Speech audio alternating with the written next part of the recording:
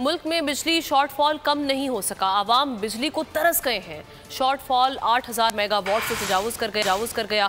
Chairman NEPRA ने बिजली की किल्लत की वजह बता दी। कायमा कमेटी में उनका कहना था कि दरामदी तेल खरीदने के लिए डॉलर नहीं, बेशतर पावर प्लांट्स बंद पड़े हैं। तवानाई के शोबे में बद इंतजामी आवाम के लिए लाई लोड शेडिंग का अजाब और बन गई मुल्क की मईशत के लिए संगीन खतरा।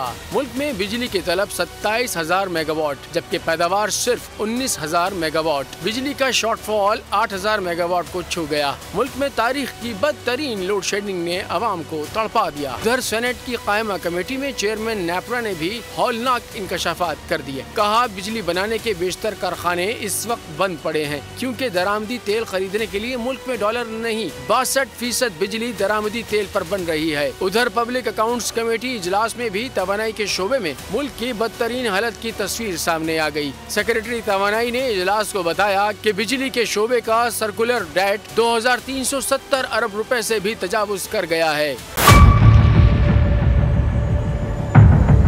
बड़ी ईद की खुशियों में बोल ने दिया अपने अवाम का साथ। अवामी शिकायत पर बोल ने उठाई आवाज।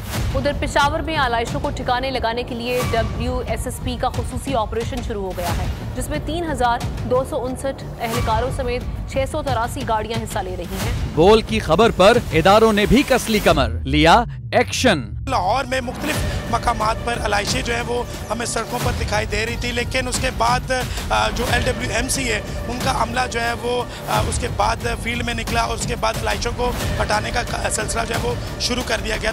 क्योंकि बोल है पाकिस्तान का नंबर 1 न्यूज चैनल।